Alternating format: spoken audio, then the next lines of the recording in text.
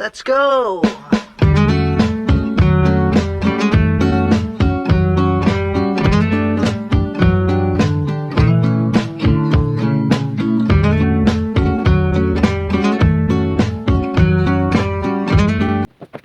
Magandang araw. At ito na nga naman tayo. Papasok na naman ang trabaho. Medyo maaga-aga pa to at makulimlim. Kasi kahapon umulan. Kaya sobrang lamig ngayon. Kahit walang snow dito sa Osaka, yung hangin naman, grabe ang dampi sa katawan. Napakalamig. Ito na nga. At ako palagi ang nahuli dahil kasama ko maagang umaalis. At nandun siya sa ibang lugar, naka-assign. Ito na nga ako. Papasok na naman trabaho. Bike.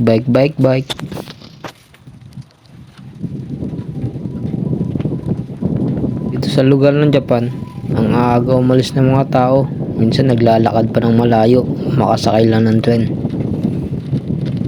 May mga bahay kasi dito na malayo ang tren. Mga estasyon ng tren malayo. Kaya yung iba, nagtsatsaga rin talaga sa paglalakad. At yun na nga, munti ko pong mabangga yung babae. Kasi kung saan saan nakatingin.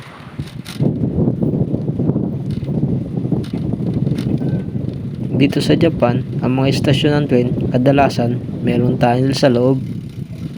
Sa loob, mali. Sa ilalim pala, daanan ng mga bike. Kaya dito na uso ang Dokodemo ni Doraemon eh. Pasok mo sa loob, eto siya oh. Medyo pinas forward ko na kasi masyadong mahaba yung video.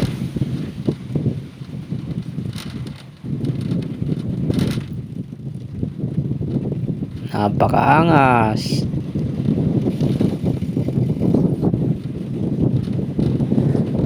Ang dami nagbabike ano. Yun pa, isa pang lalaki bigla na lang tumawid sa harapan ko at buntik ko na lang mabangga. Hapit naman tayo kasi dito sa Japan pag ang oras ng trabaho mo ay alas 8, kailangan mga 30 minutes pa isang oras nasa site ka na. Kasi kapag na late ka, parang sama ng tingin sa inyo ng mga hapon kasi sila mas maaga pa sa mas maaga. Kaya naman, agaan natin yung mga ugali na ito sa Pilipinas na buzzer beater tuwing pumapasok. Hindi ko na nagagawa dito. Napit ko na nga. Kasi nga, halos 30 minutes na lang. Magta-time na kami. Hali kasi ako ng gising. Ang sarap matulog. Sige, hapit pa. Itong daanan nga pala namin. Sa likod siya ng istasyon ng tren. Shortcut siya papunta sa trabaho. Kasi dito walang traffic light. Saka tuloy-tuloy lang padyak mo. Kaya medyo mabilis ang magpasok sa trabaho.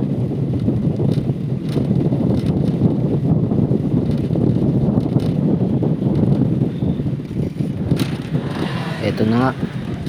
At mga 5 minutes na lang. Nasa trabaho na tayo. Pasensya na kayo at medyo blurred ang aking video dahil sa lamig ng panahon nagmo-moist ang camera. At saka nasa Japan nga pala tayo, wala nang bago dun.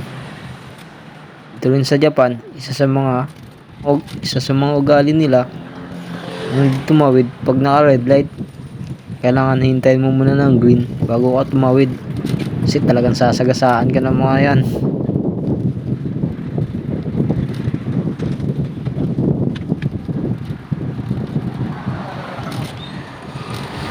Dito tayo daan sa bike lane. Kung makikita nyo, halos walang nakaharang sa bike lane. Kaso nga lang, may mga traffic light. Pero tuloy lang padyak.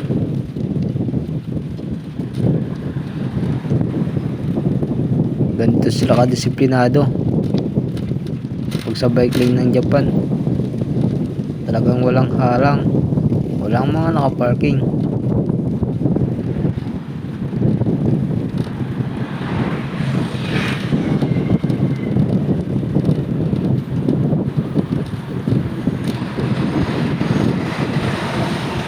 Sobrang lapit ko na sa trabaho niyan. Halos isang pedestrian na lang. Ito na ang pedestrian na mahaba. Dito nga pala ang gemba namin, malapit sa bayan ng Suita, kung saan dito rin ako mismo nakatira. Halos 10 minuto lang namin binabike papasok pauwi. Kung susumahin, halos nasa 20 minutos. Pero nakapagod, lalo kapag umulan. Napakahirap.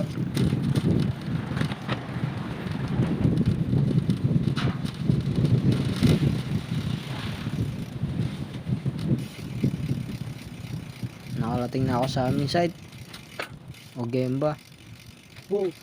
Laging bukas yan kasi sobrang aga ng guard yan. Baka lasing ko pa lang nandyan na yung guard na yan, nagbubukas na. Ako nga pala sa inyo kung paano pag log in, pag log out namin dito. Ang ginagawa namin ngayon ay 10 palapag. Ito ay condominium o mansion dito sa Japan. Ito yung card namin na ginagamit pag magla-login. Itatap mo lang siya doon. Ito na siya.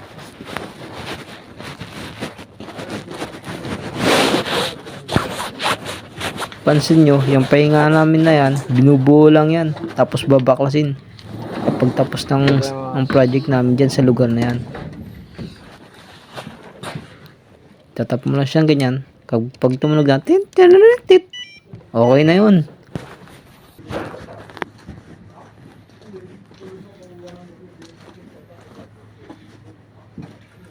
Ang aming project, 10 palapag. Sa ngayon ay nasa pangalawang palapag pa lang kami. Oops, pauwi na naman. Medyo nakapagod na araw. Kaya ito, bike na naman pauwi. Maluwanag dito ang daan sa Japan. Kahit wala kang ilaw sa kalsada, ay sa bike, okay lang. Pero wag ka lang magpapakita sa pulis, kaya maharang ka ng pulis. Kasi talagang sisitahin ka. Kadalasan kasi sa kanila, may mga ilaw ang bike. For safety purposes na rin siguro. At sigurado ako doon.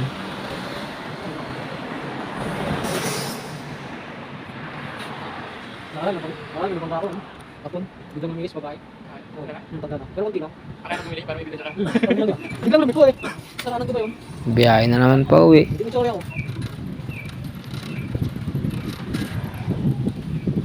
Ito, yung sa kaliwa na yun, supermarket yun. Diyan kami namamalengke. O diba, napakaliwanag. Yung camera ko lang naman ang madilim.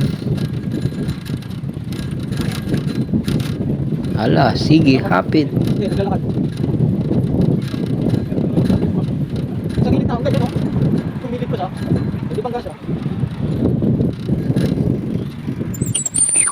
Stop muna tayo at naka red light.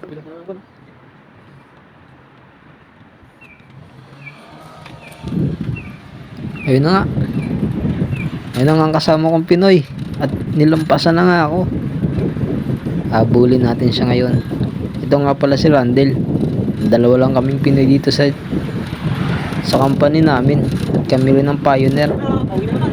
Kaya mahirap pala sa amin matuto sa trabaho. Pero sa ngayon, medyo nakaluwag-luwag na rin kami. At alam na rin namin kung paano ang trabaho. Ayun na nga. Medyo malit lang yung bike niya pero mabilis yun. At hinapit niya na nga. Maya maya, habulin natin siya. Abutan natin yan, kabayan.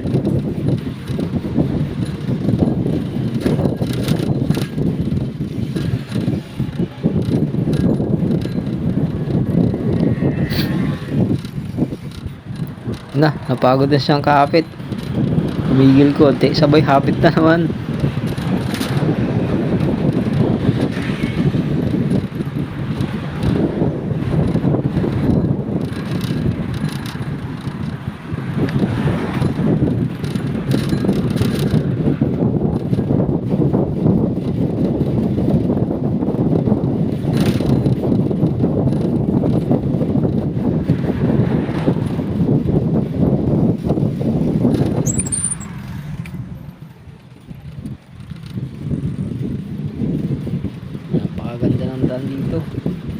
Gabal talaga.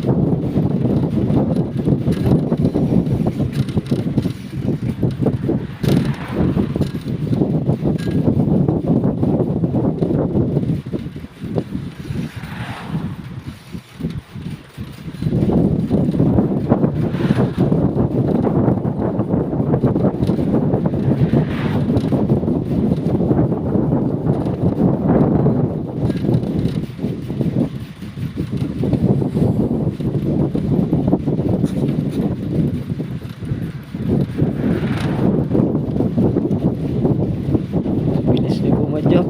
Grabe. Nahapit niya. Ang liit kasi ng bike niya eh. Sinambon-nambon na ng mga oras na yan. Kaya sabi ko na lang sa kanya, hapitin niya na. Baka lumakas pa ulan. Nagulat nga siya niyan. Akala niya naiwanan niya na ako. Hindi niya alam. Nakabuntot lang ako sa kanya. Tawa siya ng tawa. Sabi ko hapitin na. Madilim na nga. Medyo nag-uulan na talaga niyan. Pero yung jacket namin, hindi siya basta-basta mababasa. Kasi parang waterproof siya. Bigay siya sa amin ng kumpanya namin. Kapote siya na pwedeng pantaglamig. Pwede rin pang tagulan.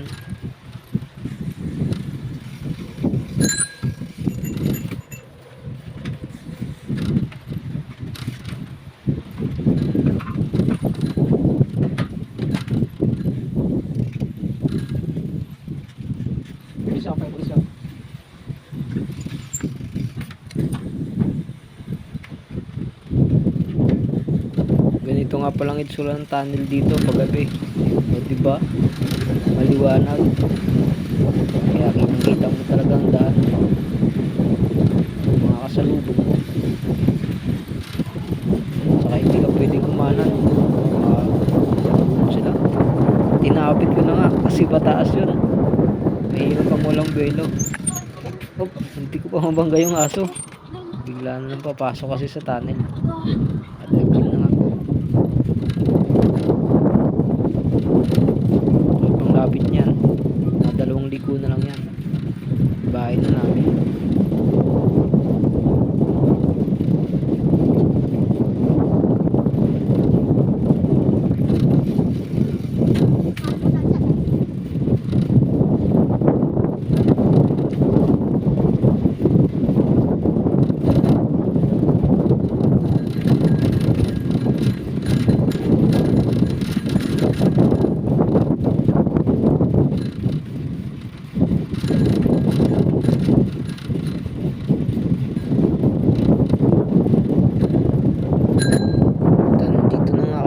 Sa aming iskinita.